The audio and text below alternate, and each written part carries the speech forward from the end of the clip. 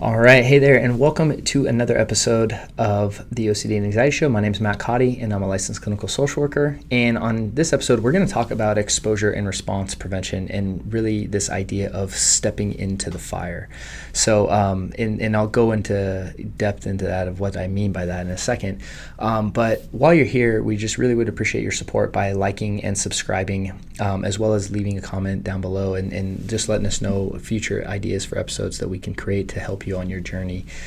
And also, if you're looking for any resources for help on your journey to recovery from OCD and anxiety, over at restoredminds.com we have free trainings, free guides, as well as our coaching programs and stuff like that to help you on this journey. And there's some links right down in the notes to help you with that.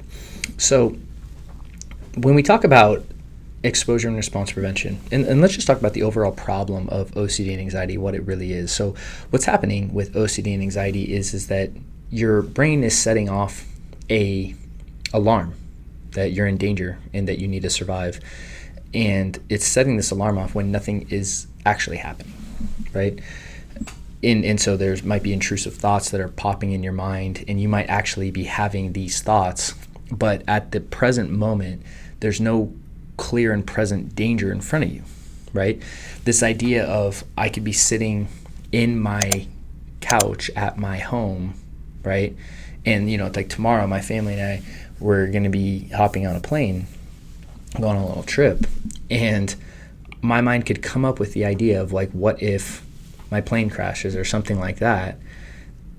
And I can actually react like I'm in danger when I'm on my couch and nothing's happening.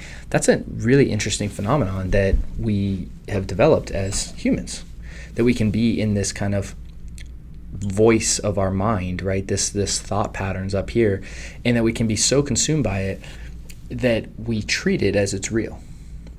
That really is the problem of OCD, is that our mind can create endless possible scenarios of bad things happening, and if we react to them like they're always real and we're responding to them and doing all these behaviors to try to control those situations, we can literally be in a chronic state of stress and no danger could actually be around us, right? Which is a fascinating idea. And I lived my life like this for many years, just in my head constantly, always, just nervous, stressed, and I just thought that was normal, So what we got to do in the recovery process is not resolve the metaphorical bad situations that our brain produces, right? This is why if you're talking about the content of the fear to a therapist and they're reassuring you about the content, so if you have, a fear of flying and they keep telling you your plane's not going to crash, your plane's not going to crash, you've already misstepped on this process, because it's not an issue of the plane crashing. Like that isn't the issue we're dealing with. That doesn't exist. What if I make a mistake at work and I get fired? Okay, well, has that happened? No. Okay, that's not the issue we're dealing with. You're dealing with this idea that you're predicting a bad situation and reacting to it like it's real. Or what if I get some terrible disease one day? What if this? What if that? What if that? Right? Like, fill in the blank of whatever your fear is. That is not the problem that you have. I know this is like a hard concept to grasp at first, right? Because, when I was on my journey, right, there was a time where I thought, and I was worried I might get possessed. And I was like, I don't want that to happen. I thought it was a possession issue. The problem wasn't a possession issue. It was a fear of what if that happened, right? I had this alarm system going off in my head all day. What if it happens tonight? What if it happens tonight? What if it happens tonight? And I was doing all these behaviors to try to negate the possibility that I was going to get possessed. And you know what? And all that time, I never got possessed. It never happened. Like, and ask yourself that, like, how many times have you been afraid of something and it just never has happened? Like, the idea might be really scary, but has it happened? And how much energy have you put into trying to make something not happen that has never happened, right? That is the problem that we're dealing with here, is this wheel that we get caught in, right? So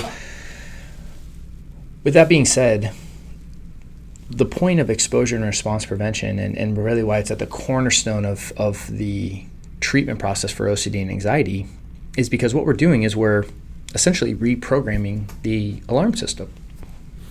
we are actively stepping into the fire, so to speak, and to really see, like, is this actually dangerous? Because if I have a thought and then I do a behavior to neutralize that thought, what I'm doing is I'm validating the idea that that thought was important enough to do a behavior and resolve. So my brain learns that thought must really be important, so it keeps producing it, right? So if I have a thought when I touch a doorknob of what if I get some terrible disease and I get anxious, and then I do a behavior like washing my hands. Well, washing my hands communicated to my brain like that thought was actually dangerous. And because it made me feel better, I really must have just saved my own life there.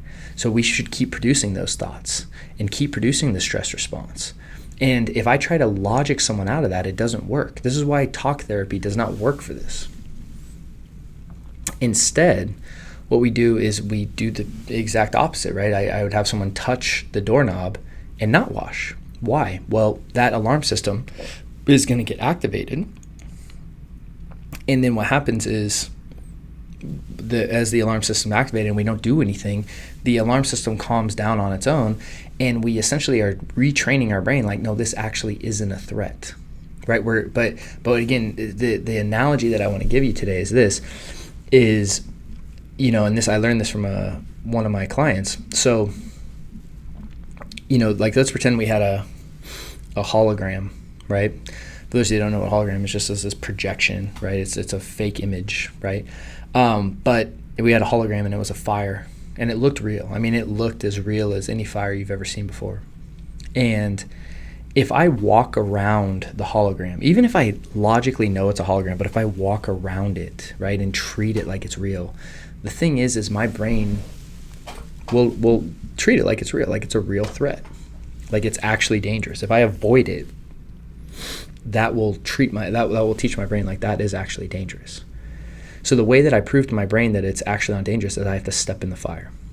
I have to actually step in and see what happens. And when I step in and then nothing happens, that's how my brain recategorizes it as like, oh, this fire isn't actually a fire, it's a hologram, right? I have to prove it to my brain through my behavior, not through logic. That's why you have to understand OCD and anxiety is a behavioral problem. Because if you're trying to logic this out, if you're trying to rationalize it out, if you're trying to talk it out, you're not going to get anywhere. Chances are you've been trying that and it doesn't work. Because what we have to do is we have to behaviorally prove to our brain that we aren't actually in danger.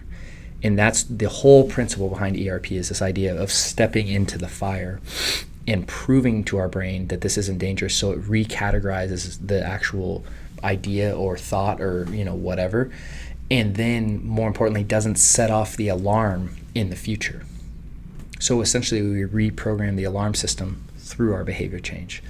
So hopefully that makes sense, and hopefully that helps you kind of conceptualize that. I found that analogy really cool when my client shared it with me. So just wanted to pass it forward, and that I hope it helps you on your journey. And again, if you're looking for additional resources, we have free trainings, free resources, as well as our coaching programs, Zoom community calls, and digital resources available for you over at restoredminds.com. So just click the little link down in the notes, and you'll be taken just right underneath this, and you'll be taken over to a page where you can start getting access to that. So wish you guys a great week, and I hope you all have a restful weekend. And with that said, I'll see you guys next week. So take care. Thank you so much for watching that video. And so if you're struggling with OCD and anxiety, I just wanted to let you know that we have a free training for you over at Restored Minds, where you can start learning how to use our AAA response to really break out of that loop and ultimately take back control of your life. And all you need to do to access is just click the little link below, and you'll be taken to a page where you can register today. Thank you so much.